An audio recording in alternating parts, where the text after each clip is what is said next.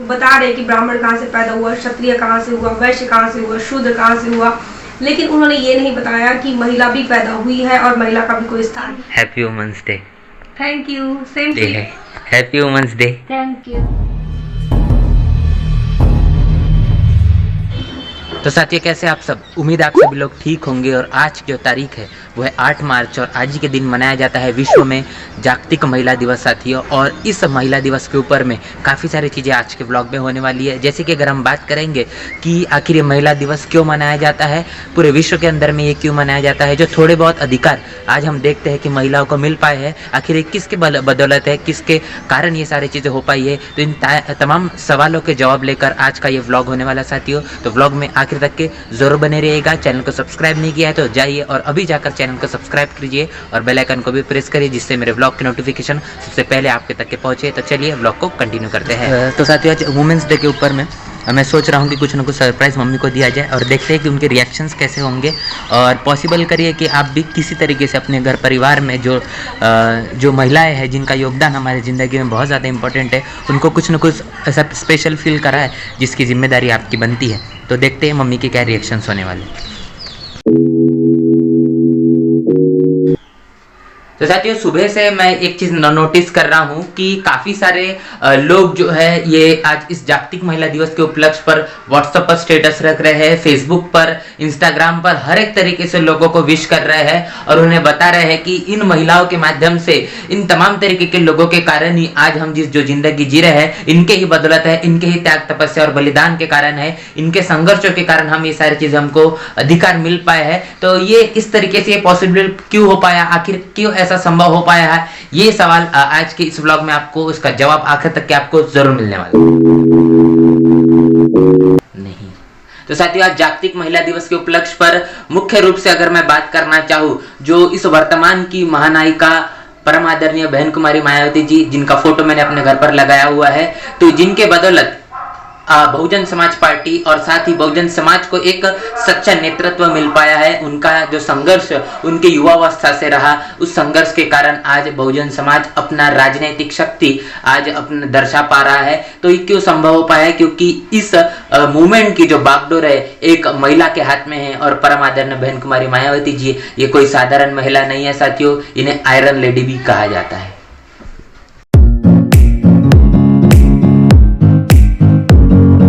तो साथियों, मैं आपसे सवाल करना चाहूंगा कि जागतिक महिला दिवस यह पूरे वर्ष में सिर्फ एक दिन आता है, मतलब 8 मार्च को, तो बाकी 364 दिन आखिर किस तरीके से मान सम्मान महिलाओं का होना चाहिए, आखिर किस तरीके से उनका स्वाभिमान जिंदा रहे, ऐसा क्या चीज होना चाहिए हमारे समय के अंदर में। वर्तमान में हम देखें इतनी सारी समस्या बहुजन समाज के साथ में आती है, दिन ब दिन अन्य अत्याचार जो हमारे समाज के ऊपर में बढ़ रहा है, हमारे बहू बेटियों की इज्जत सुरक्षित नहीं है। तो ऐसा क्या होना पॉसिबल होगा या ऐसा क्या होना चाहिए तब जाकर हम सही मायने में एक जागतिक महिला दिवस मना पाए, ये भी आज के दिन में सवाल का जवाब मैं आखिर तक के आपको देने वाला हूं।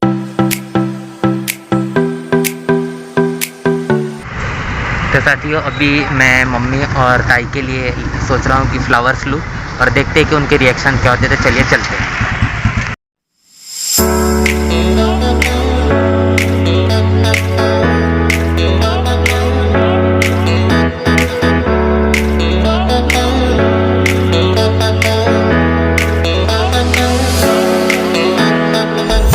मम्मी, आज क्या है मालूम है? क्या है? आज हैप्पी वुमेन्स डे है। Happy women's day. Thank you. कि अभी देख सकते हैं आप कि अभी मैंने जो रोज दिया था अभी मम्मी को, ये भी पूछना चाहूंगा और आपको भी बताना चाहूंगा कि जितने भी लोग अभी हमारा जो पूरा यूट्यूब फैमिली, जो पूरे सब्सक्राइबर हमारे हैं, आप सभी लोग ये जो वीडियो देख रहे हैं, आप सभी को मैं वुमेन्स डे पर बहुत बहुत बधाई देता हूं और मैंने भी मम्मी को विश कर दिया है। और मैं ये पूछना चाहूँगा कि जो जैसे कि संडे का हम अगर दिन देखें तो पूरे साल भर में संडे का दिन हमको छुट्टी का होता है, लेकिन अगर हम मदर्स की बात करेंगे या जो वुमन है, जो वर्किंग वुमन है, उन लोगों के लिए संडे की भी छुट्टी अवेलेबल नहीं होती। इतना वो बिजी रहते हैं, मतलब 365 दिन काम करते हैं हमारे लिए। और तभी भी अगर हम हमारे महापुरुषों की अगर बात करेंगे, हमारे घर परिवार की अगर बात करेंगे, तो महिलाओं का जो योगदान अगर हम कहें तो यह इतना है कि हम जितना अगर इसके ऊपर में बात करें या जितना अगर हमारे ऊपर कर्ज इतना है कि हम कभी उसे अदा नहीं कर सकते। तो thank you so much mummy, और आप सभी को भी फिर से एक बार वुमेन डे की बहुत बहुत बधाई। तो साथियों, आपने देखा कि अभी मम्मी के रिएक्शंस कैसे थे। अभी हम चलते हैं ताई के पास में और उनसे बातचीत करते हैं। जो सवालात मैंने शुरुआत में आपको सभी से पूछे, उन सभी के जवाब आज के इस व्लॉग में आपको देने वाला हो, तो उनसे उन सवालों के जवाब देंगे और उनके भी रिएक्शंस देखेंगे तो कैसे हैं।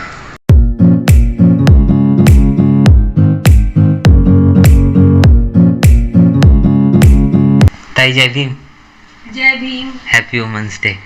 Thank you, same to you.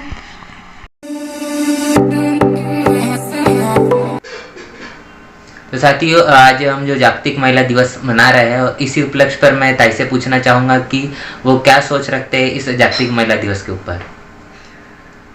साथियों जय भीम। जागतिक महिला दिवस मतलब कि जो अंतर्राष्ट्रीय लेवल पर महिलाओं के मान सम्मान का जो पर्व है, और ऐसे पर्व पर हम एक समीक्षा करना चाहेंगे। हम जहाँ रहते हैं, हम जिस देश में रहते हैं, उस देश की सामाजिक स्थिति में, उस देश की राजनीतिक स्थिति में महिलाओं का पहले क्या स्थान था और अब क्या स्थान है। तो इस देश की जो व्यवस्था रही है, वर्ण व्यवस्था रही है, मनुवादी व्यवस्था रही है, उसने स्त्री को तो कोई मान सम्मान उसने नहीं दिया। उसने नहीं बताया कि उसका ओरिजिन पॉइंट कहाँ से आ रहा है, वो कहाँ से पैदा हुई। वो बता रहे कि ब्राह्मण कहाँ से पैदा हुआ, क्षत्रिय कहाँ से हुआ, वैश्य कहाँ से हुआ, शूद्र कहाँ से हुआ, लेकिन उन्होंने ये नहीं बताया कि महिला भी पैदा हुई है और महिला का भी कोई स्थान है। तो इस प्रकार से महिला को उन्होंने पहले ही उसका अस्तित्व ही उन्होंने नकार दिया है। उसके बाद उनके ग्रंथों में लिखा मिलता है कि नारी नरक का द्वार है। उनके ग्रंथों में ये बताया जाता है कि ढोल, गवार और शूद्र, पशु, नारी, ये सब ताड़न के अधिकारी, ये पीटने के लिए बने हुए हैं। तो इस प्रकार इस व्यवस्था ने महिला के अस्तित्व को तो पहले नकारा था, साथ में उसे उल्टा, उसे कुलक्षणी, तो इस प्रकार से उसका अपमान भी किया है। बताया कि वो इंसान के लायक नहीं है, वो किसी के साथ बैठ नहीं सकती, वो किसी के साथ बात नहीं कर सकती, वो पढ़ लिख नहीं सकती।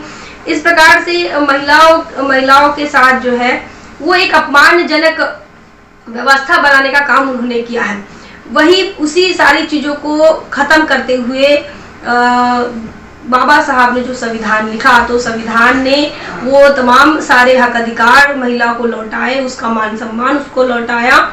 और उसके बाद महिला आज जो जैसे हमारी जैसी जो लड़कियां हैं, वो आज एक जो दिख रही हैं, तो लेकिन फिर भी जिस मात्रा में दिखना चाहिए था, जिस मात्रा में मतलब अगर हम अंतर्राष्ट्रीय लेवल की बात करें, तो भारत में आज भी महिलाएं जो है वो पिछड़ी हमको समझ में आती है।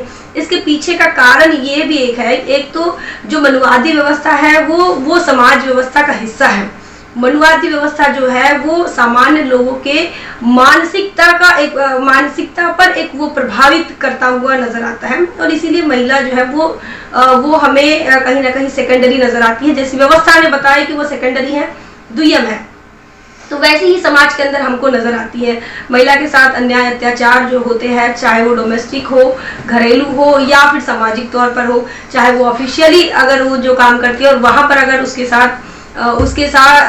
साथ अच्छा बर्ताव ना हो, तो ये तमाम जो चीजें हैं वो मनुस्मृति की ही देन है, वो वर्ण व्यवस्था की ही देन है, क्योंकि उसी ने उसको मान सम्मान मतलब नहीं दिया था, उसको कोई जगह उन्होंने नहीं दी थी, उसके लिए कोई स्पेस नहीं था।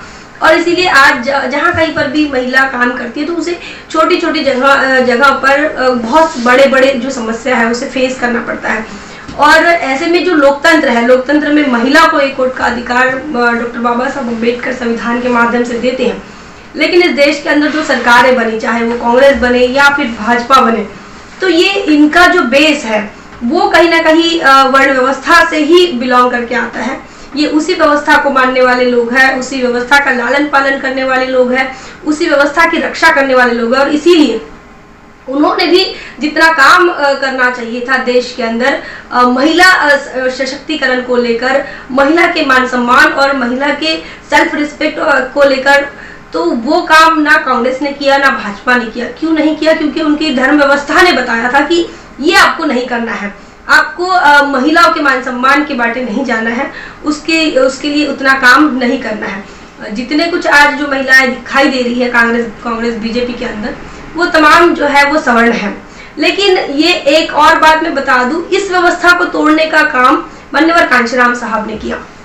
इस मनुवादी व्यवस्था ने बताया महिला का कोई खुद का स्पेस नहीं है, लेकिन बहुजन समाज पार्टी की राष्ट्रीय अध्यक्षा बहन कुमारी मायावती जी हैं, जो वर्ण व्यवस्था के हिसाब से देखा जाए तो अति शूद्र समाज से वो बिलोंग करते हैं और उसके बाद वो देश की राष्ट्रीय पार्टी का वो नेतृत्व कर रहे हैं।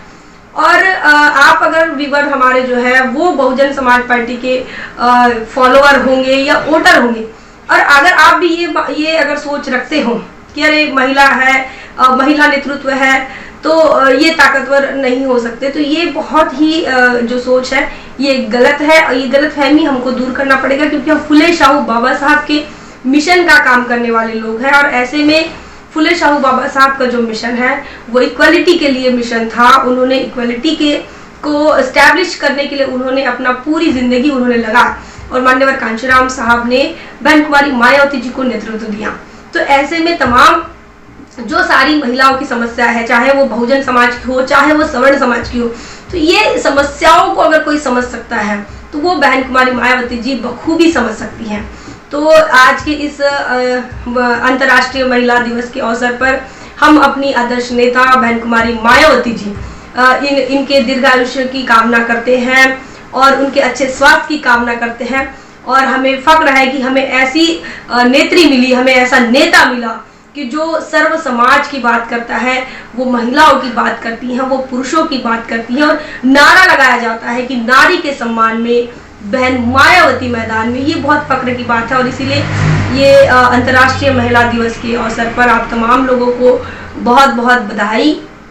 और यही कहूँगी कि हम तमाम बहुजन समाज के लोगों को इस बात की ओर ध्यान देना चाहिए कि हमारी जो नेता है वो वर्ण व्यवस्था को चीरते हुए, परंपराओं को चीरते हुए, इस देश की तमाम कांग्रेस बीजेपी की तमाम ट्रेडिशंस को चीरते हुए फुले शाहू बाबा साहब अम्बेडकर इनके विचारों पर काम कर रही हैं। तुम्हारे लिए, हमारे लिए, इस देश के तमाम बहुजन समाज के लिए, जिसके हक अधिकारों को वर्ण व्यवस्था ने नकारा, जिसके हक अधिकारों को मनुस्मृति ने नकारा, जिसके हक अधिकारों को धर्म व्यवस्था ने नकारा, उसके खिलाफ अगर कोई काम कर रही हैं, परंपराओं को तोड़ते हुए, तो वो बहन कुमारी मायावती जी हैं।